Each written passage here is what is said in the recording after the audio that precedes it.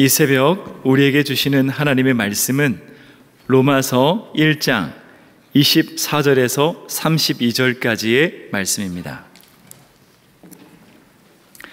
제가 보는 성경으로 신약 240쪽입니다.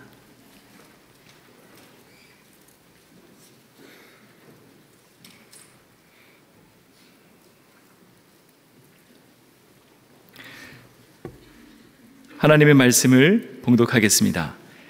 그러므로 하나님께서 그들을 마음의 정욕대로 더러움에 내버려 두사 그들의 몸을 서로 욕되게 하게 하셨으니 이는 그들이 하나님의 진리를 거짓 것으로 바꾸어 피조물을 조물주보다 더 경배하고 섬김이라.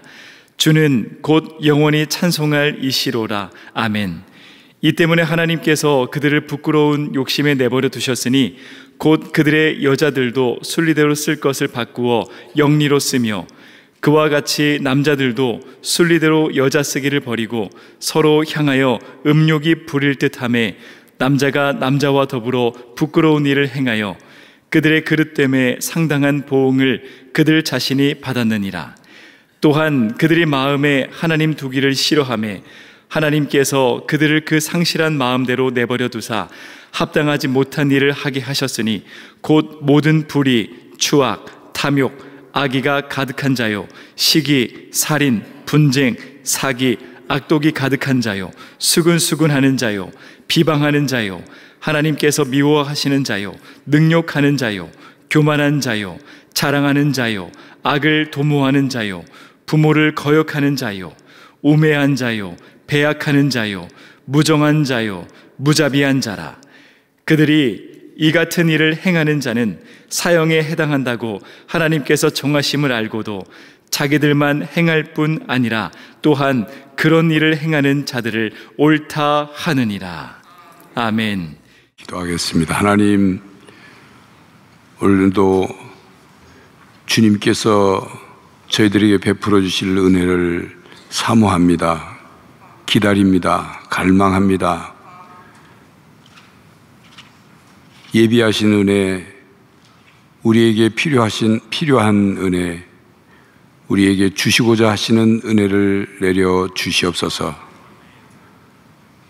이 새벽 기도에도 감사 헌금과 1,000번째 헌금을 드린 분이 계시오니 감사를 감사로 깨닫고 주께 올려드리는 예물, 또한 기도 제목을 담아 드리는 예물 가운데 하나님 응답하시고 또 약속하신 복을 허락하여 주시옵소서. 우리 모두 주 앞에 늘 감사할 수 있게 하시고 감사를 깨닫고 감사의 고백을 통하여 하나님의 뜻을 발견하고 하나님께 영광을 돌리게 하여 주시옵소서. 예수 그리스도의 이름으로 기도하옵나이다. 아멘. 오늘 새벽에 나오기 전에 온도를 보니까 이 부대동은 마이너스 14.5도예요.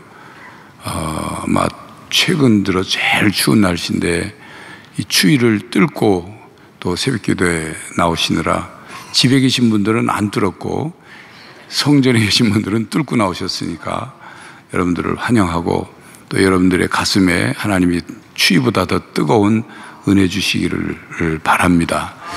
특별히 또 주차 안내부 주일도 그렇고 또 특별 새벽 기도회 내내 밖에서 추위에 고생을 많이 하고 계신데 오늘은 더 추워서 얼마나 고생이 되셨을까. 또 막 끝나고도 또 그러신데 우리 주차 안내부 따로 지금 이렇게 세우지 않아도 주차 안내부를 생각하면서 한번 격려하는 박수 하겠습니다.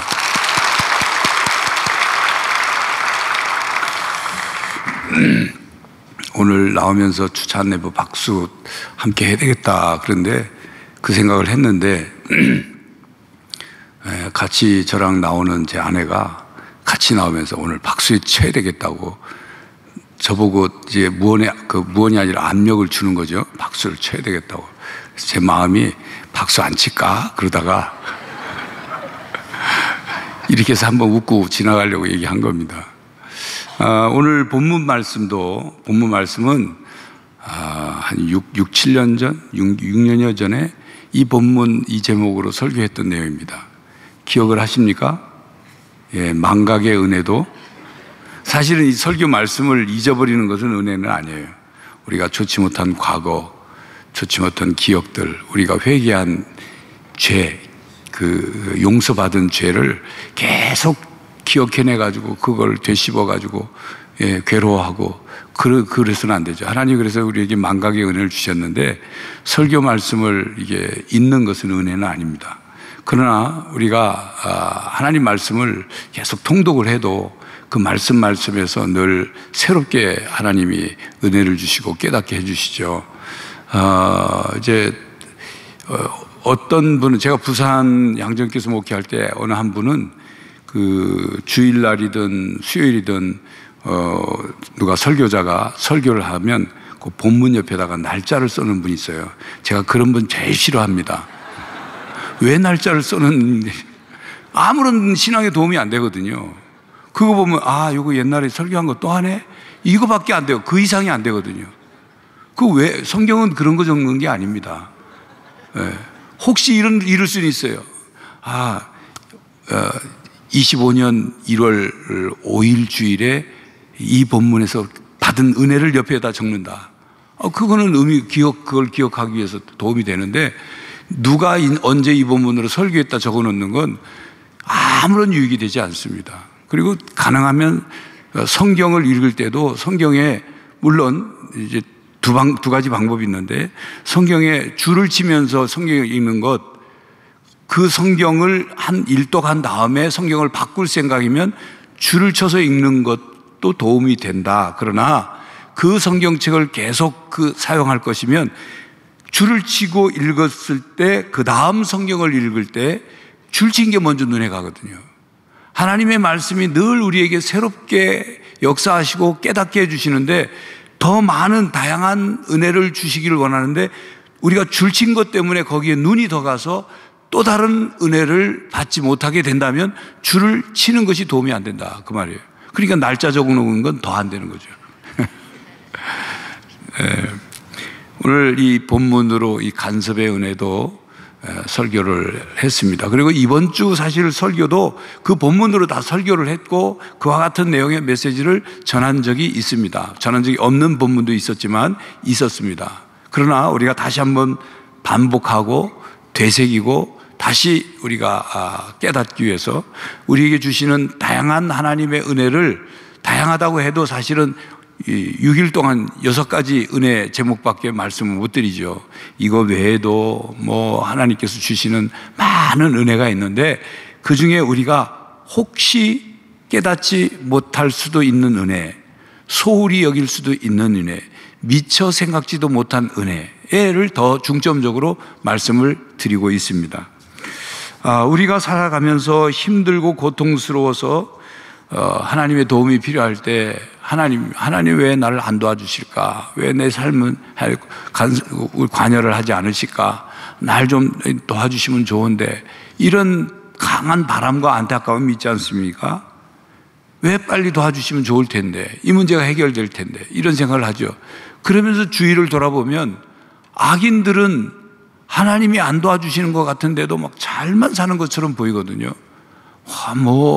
돈도 잘 버는 것 같고, 사업도 잘 되는 것 같고, 그 집 자식들은 그냥 속 안 썩이는 것 같고, 별로 걱정 없이 잘 사는 것 같단 말입니다. 그러면 하나님, 저 악인은 좀 악을 행했는데 좀 책망도 하시고, 좀 벌도 내리시고, 그러면 좋은데, 내 삶에는 관여를 안 하시는 것 같고, 왜 악인 애까지도 저렇게 관여를 안 하셔가지고, 그냥 방치해 두시나, 이런 생각을 할 때가 있고 할 수가 있죠.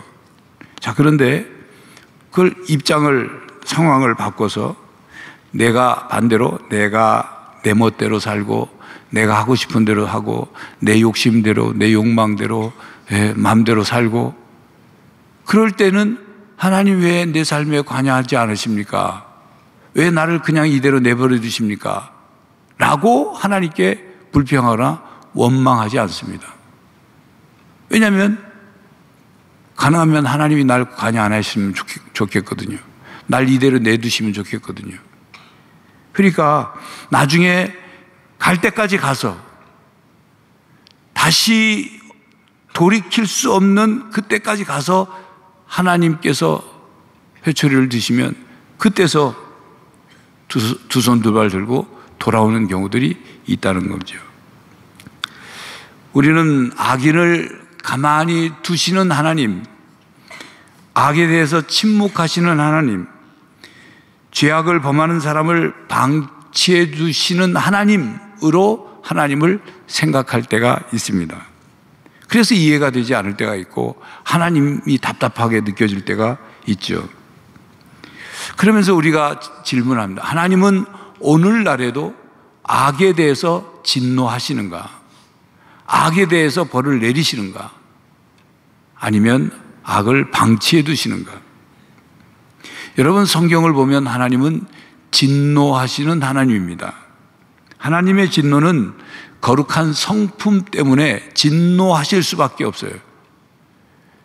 사람도 의롭고 바른 사람은 불의하고 부정한 일을 보면 그걸 그냥 못 본 척하고 넘어갈 수가 없는 거죠. 왜? 성품이 그러니까.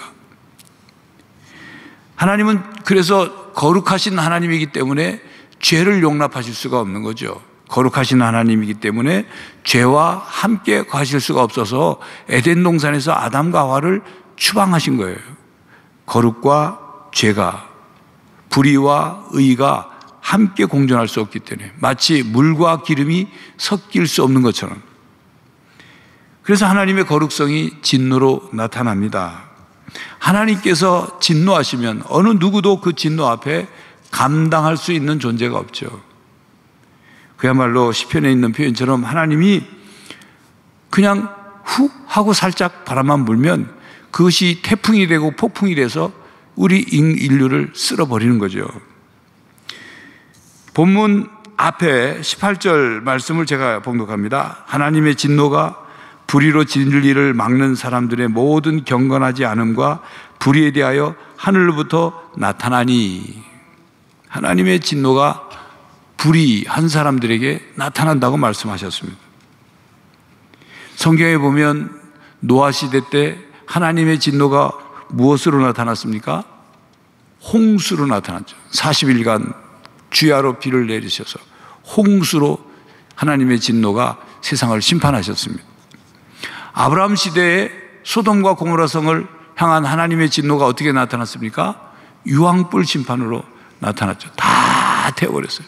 다 태워버려서 이제 도피해 가는, 하나님이 피하라고 하셨는데 도피해 가는 아브라함이 돌아보니까 마치 옹기점에서 나온 연기처럼 연기만 났다고 그랬어요. 출애굽한 이스라엘 백성들이 광야에서 하나님과 모세에게 불평불만했을 때 하나님이 불뱀을 보내서 이스라엘 백성을 물어 죽게 했죠. 또 고라와 고라 자손들, 그 일당들이 모세의 권위에 대해서 도전하고 모세에 할 때 대들었을 때 어떤 일이 벌어졌습니까? 땅이 갈라져서 고라 자손들을 땅이 삼켜버렸어요. 그리고 하나님의 구약 성경에 보면 하나님의 진노로 질병이 돌게 하고 심판하신 일들이 있습니다. 신약 성경에는 어떤 일이 있을까요? 대표적으로 사도행전에 아나니아와 삽비라 부부, 전 재산을 팔아서 마치 하나님께 헌금을 다 드린 것처럼 하나님을 속이려고 했던 것, 그래서 즉사했죠.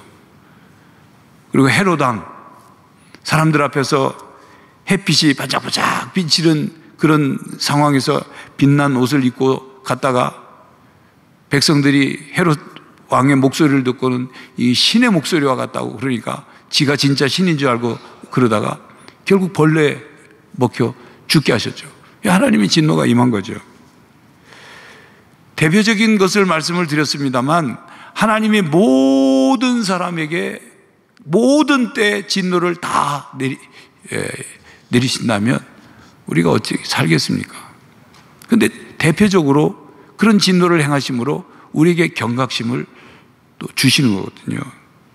그런데 오늘 본문 말씀에는 하나님이 진노를 내리신다, 물로 심판하신다, 불로 심판하신다, 질병으로 심판하신다 이렇게 하시지 않고 좀 다르게 말씀하고 있는 것을 발견해 볼 수가 있습니다. 24절을 제가 읽겠습니다. 그러므로 하나님께서 그들을 마음의 정욕대로 더러움에 내버려 두사 그들의 몸을 서로 욕되게 하게 하셨으니, 그냥 내버려 두셨다 그래요. 26절에 이 때문에 하나님께서 그들을 부끄러운 욕심에 내버려 두셨으니 곧 그들의 여자들도 순리대로 쓸 것을 바꾸어 영리로 쓰며, 내버려 두셨대요. 28절에 또한 그들이 마음에 하나님 두기를 싫어하며 하나님께서 그들을 그 상실한 마음대로 내버려 두사 합당하지 못한 일을 하게 하셨으니, 마음의 정욕대로 더러움에 내버려 두셨다, 부끄러운 욕심에 내버려 두셨다, 성실한 마음대로 내버려 두셨다 그러거든요. 마음의 정욕대로 더러움에 있으면 진노하사 벌을 내리셔서 이렇게 말씀하지 않고 그냥 내버려 주셨다 하고 말씀이 끝나요. 하나님께서 죄 짓는 사람들을 그냥 놔두셨다는 말이에요. 내버려 두셨대요. 이거를 한자로 유기라고 합니다. 유기. 여러분, 우리가 직무유기, 자기가 맡은 것을 내버려 내동쟁이 친 거예요. 직무유기라고 그러죠. 유기견. 유기견은 뭡니까? 내버린 개죠. 자기가 기르다가 어떤 이유에서 내버린 거예요. 그래서 돌아다니는 개를 유기견이라고 그러잖아요. 내버렸다. 내팽개쳤다. 이게 유기라는 거예요. 하나님이 유기하셨대요. 죄악에 대해서 즉시 진노하셔서 벌을 내리시지 않고 내버려 두는 경우가 있다고 말씀을 하십니다. 그렇다면 하나님께서 왜 그냥 내버려 두신 걸까요? 우리가 설교 시작 앞부분에 제가 그런 질문을 했지 않습니까? 우리가 어려움이 있고 악인들을 쳐다보면서 하나님은 저 악인을 왜 그냥 내버려 두실까? 왜 즉시 진노하시지 않고 심판하지 않으실까? 이 세상은 왜 하나님이 내버려 주셔서 악이 그냥 계속 존재하는 걸까? 더 흥황하는 것처럼 보일까? 이런 질문이 있다고 말씀을 드렸지 않습니까? 그런데 오늘 성경에서 보면 하나님이 그렇게 내버려 두셨대요. 하나님께서 사람들이 참 하나님을 버리고 우상 숭배하시는 것을 그냥 내버려 두셨다 말씀합니다. 왜 그렇게 하셨을까요? 이겁니다. 하나님께서 그래, 나를 버리고 떠나서 너희들이 세상의 허탄한 우상을 섬기겠다고? 그래, 한번 그렇게 해봐. 그렇게 한번 해봐. 어떻게 되는지 해봐. 이겁니다. 사람들이 부끄러운 욕심에 빠져서 자기의 그 정욕대로 본능대로 살고 남자가 어떠해야 되는지 여자가 어떠해야 되는지 모르고 동성애 같은 성적인 혼란에 빠져서 육체적인 유욕에 가득해 살아가는 것을 보시고 하나님이 그래? 그렇게 해봐. 그럼 해봐. 어떻게 되는지 해봐. 그렇게 하셨다는 거예요. 그리고 나서 하나님이 이렇게 하시는, 대가를 치러봐라 한번 너희들이. 그렇게 되면 어떻게 되는지, 동성애해서 그렇게 살면 어떻게 되는지, 너희들의 삶이, 너희들이 세상이 어떻게 망가지는지 한번 봐라. 그렇게 내버려 두셨다는 거예요. 하나님이 간섭하시는 것을 그만두셨다는 겁니다. 멈추셨다는 거예요. 제멋대로 살도록 놔두셨다는 거예요. 여러분, 그 간섭의 은혜 전에 설교했을 때도 이 예화로 말씀을 드렸는데, 공자가 제자들 데리고 길을 가다가 저 옆에 골목 구석에서 사람들이 왔다 갔다 하는데 골목 구석에서 이 소변을 보는 남자를 보고는 공자가 가서 나무랐어요. 이렇게 할 수 있냐? 길 아무리 골목 옆이지만 여기서 너 소변을 봐서는 되겠느냐 하고 나무랬어요. 그 사람이 죄송하다고 다음부터는 그러지 않겠다고 그 공자한테 그렇게 하고 갔어요. 근데 조금 더 길을 가다가 본데 사거리 중앙에서, 골목 구석이 아니라 사거리 중앙에서 소변을 보는 사람을 봤어요. 근데 공자가 그냥 지나가거든요. 못 본 척하고 그냥 지나가는.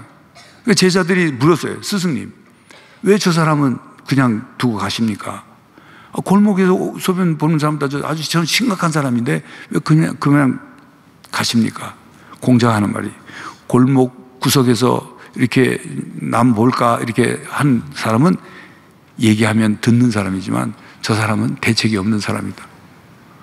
저 사람은 수치도 모르고 모르는 사람이다. 그래 얘기해봤자 오히려 듣지도 않을 뿐만 아니라 오히려 공격할지도 모른다. 그리고 그냥 지나간 얘기가 책에 나옵니다. 여러분, 엄마가 딸을 키우면서 딸이 하도 속을 썩이니까, 엄마 말을 잘 듣지 않으니까 나중에는 어떻게 하냐? 어떻게 합니까? 엄마가 그래, 네 마음대로 해봐. 네 마음대로 해봐. 너도 시집가서 너랑 똑 닮은 딸 낳아서 한번 겪어봐. 그런 말 하거든요. 실제로 집에서 하는지 모르지만 연속국에서 하더라고요. 너도 너 닮은 시집가서 너랑 똑같은 딸 낳아가지고 똑같이 한번 겪어봐라. 네가 그러면 그때 내 마음 알 거다. 여러분, 하나님이 지금 버려두신 것은 그들이 잘하기 때문에, 우리가 잘하기 때문이 아니라 하나님이 그 마음이시거든요. 그래, 한번 해봐. 그러면 해봐. 그게 얼마나 너희들에게 고통을 주고 불행을 주고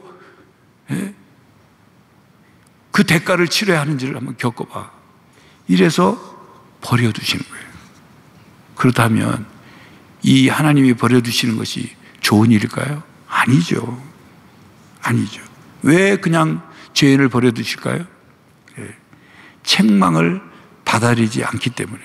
하나님이 책망을 안 하시는 게 아니거든요. 근데 책망을 받아들이지 않으니까 공자가 사거리에 중앙에서 오줌 넣는 사람, 소변 보는 사람 그냥 지나치듯이 하나님이 놔두시는 거예요. 사실은 즉시 벌을 내리시지 않으시는 거지만 하나님의 가장 강력한 진노입니다. 가장 강력한 진노예요. 여러분, 사람에 대해서 조금이라도 관심이 있으면 쳐다보기도 하고 말하기도 하고 충고하기도 하고 합니다. 그런데 포기한 사람은 아예 말을 안 해요. 내가 괜히 저 사람한테 얘기했다가 저 사람 괜히 나한테 어떻게 할지 몰라. 하나님께서 버려두신 것, 즉시 벌을 내리시지 않는다고 해서 하나님이 그를 사랑하는 게 아니라니까요. 가장 강력한 진노라니까요. 포기해버리는 거예요. 그것을 우리는 유기의 형벌이라 그렇게 말합니다. 하나님이 버려두시는 형벌. 그래서 그 결과가 어떻게 됩니까? 오늘 보면 29절부터 32절까지의 말씀이 바로 그 결과로 나타나는 증상들이에요. 우리 몸에 문제가 생기면, 우리 몸에 건강에 문제가 생기면 증상들이 나타나잖아요. 기력이 떨어진다든지 하는 정도가 아니라 어디 장기 기능이 떨어진다든지 뭐가 이렇게 우리 여성들 같으면 피부 트러블이 일어난다든지 심하면 이제 어떤 면역력이 떨어져서 나타나는, 하여튼 그런 게 나타나듯이 나타나는 거예요. 29절부터 32절까지 우리가 함께 나타난 죄에 대한 것을 함께 읽겠습니다. 29절 시작. 곧 모든 불의, 추악, 탐욕, 악의가 가득한 자요, 시기, 살인, 분쟁, 사기, 악독이 가득한 자요, 수군수군하는 자요, 비방하는 자요, 하나님께서 미워하시는 자요, 능욕하는 자요, 교만한 자요, 자랑하는 자요, 악을 도모하는 자요, 부모를 거역하는 자요, 우매한 자요, 배약하는 자요, 무정한 자요, 무자비한 자라. 이같이 그들이 이 같은 일을 행하는 자는 사형에 해당한다고 하나님께서 정하심을 알고도 자기들만 행할 뿐 아니라 또 그러한 일을 행하는 자들을 옳다 하느니라. 상태가 어디까지 갔냐면 자기만 하는 게 아니라 괜찮아, 나 이렇게 해도 잘 살잖아, 나이가 이렇게 해도 잘 되잖아. 하나님이 있게 무슨 하나님, 남들까지 그렇게 만든다는 거예요. 세상을 완전히 망가뜨린 거죠. 하나님께서 거짓 우상을 섬겨도 그냥 내버려 두시니까 부끄러운 욕심에 빠져서 정욕대로 본능대로 사는 것 그냥 내버려 두시니까, 사람들 마음속에 하나님을 인정하지 않고 하나님 없이 살아가는 것을 하나님께서 그냥 내버려 두시니까, 하나님을 반역하는 삶을 고집하는 것, 그것을 하나님께서 그냥 내버려 두시니까, 그래서 제멋대로 하고 싶은 대로 욕망대로 사니까 지금 먹기에는 꽃감이 달다는 식으로 달콤한 것 같고 이게 행복인 것 같고 이게 잘 사는 것 같이 이게 이 세상을 사는 지혜고 요령이고 그렇게 사는 것이 성공하는 삶인 것처럼 살지 모르지만 하나님께서 간섭하지 않으시니까 그 다음에 나타나는 증상들이, 그런 죄악들이 나타나는 거예요. 온갖 악들이 일어나. 결국은 자기 살 파먹는 것, 그리고 서로를 해야 하는 거예요. 여러분, 오늘날 회개망측한 사건들이 많이 나타나잖아요. 존속살인도 그렇고 묻지마 폭행살인 이런 등등, 사이코패스니 소시오패스니 이런 그동안 듣지 보지도 못한 막 용어들이 많이 나오고 그런 사건들이, 끔찍한 사건들이 나타나잖아요. 예? 그게 다 그런 결과인 거예요. 유기의 형벌인 거예요. 우리 사회가 유기의 형벌을 겪고 있는 것입니다. 인간에 대한 하나님의 유기의 형벌은 인간 스스로 범하는 죄악 속에 그냥 하나님이 방치해 두시는 그런 형벌입니다. 그런데 이걸 우리가 깨달아야 돼요. 말씀드린 것처럼 무관심하면, 그러면 그 다음에 그 상대를 포기하죠. 포기하고 나면 그 결과가 어떻게 되는지를 그냥 놔두는 것은 그 사람을 저주하는 것과 같은 거 아니에요. 부모가 자녀를 관심 끼우지도 않고, 그래 내가 너를 왜 낳는지 모르겠다 하고 포기해버리면 그 자녀에 대해서는 저주하는 거예요. 저주하는 거예요. 그런데 관심을 갖고 사랑으로 대하고 뭔가를 기대하고, 그래서 간섭을 하는 거예요. 충고를 하는 거죠. 교훈을 하는 거죠. 훈계를 하는 거죠. 바르게 잡아주는 거죠. 이 출발은 사랑에서부터 나오는 거예요. 그러므로 하나님께서 우리들의 삶에 간섭하시는 은혜를 주시는 것입니다. 그걸 우리가 간섭의 은혜로 받을 수 있어요. 깨달을 수 있어야 돼요. 하나님은 우리를 사랑하셔서 간섭하시기를 원하시고, 간섭하셔서 우리를 선한 길로 걷게 하시기를 원하십니다. 하나님께서 자녀된 우리를 사랑하시기 때문에 간섭하시는 거예요. 간섭의 은혜를 베푸시는 거예요. 간섭의 은혜를 은혜로 받을 수 있어야 합니다. 저희 집 가정의 아들 둘은 어렸을 때 거짓말하면 우리 부모들이 자녀들이 거짓말하는 거 보면 거짓말인지 아닌지 잘 알잖아요. 예? 그리고 또 우리 아이들은 잘 들통이 났어요. 거짓말하면 들통이 났어요. 그래서 그때마다 제가 우리 큰애 둘째에게 한 말이 있어요.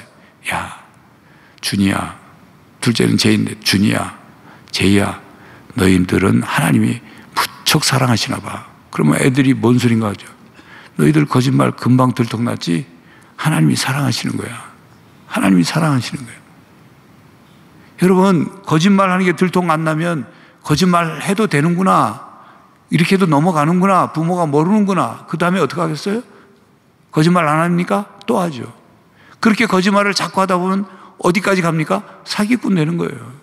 남들 속여서 다 괜찮다고 생각하니까 남들 속여서 남의 거 뺏으려고, 자기 거 뭐 하려고 사기꾼 되는 거예요. 여러분, 거짓말이 들통날 때 창피하고 부끄러운 거, 그게 중요한 게 아니라, 하나님이 아직 나를 사랑하시는구나, 간섭의 은혜를 깨달을 수 있어야 한다, 그 말이에요. 내가 거짓말뿐만 아니라 다른 죄를 지었을 때 그 죄가 죄로 드러날 때 드러나는 것, 하나님의 간섭의 은혜가 있는 거예요. 그걸 간섭의 은혜를 깨달아야죠. 하나님은 우리를 만드실 때 하나님의 형상대로 지으셨죠. 그 형상대로 지으셨을 때 우리 속에 양심을 넣어주셨어요. 그 양심이 우리의 죄를 깨닫고 고발하도록, 양심의 가책을 느끼도록 하신 거예요.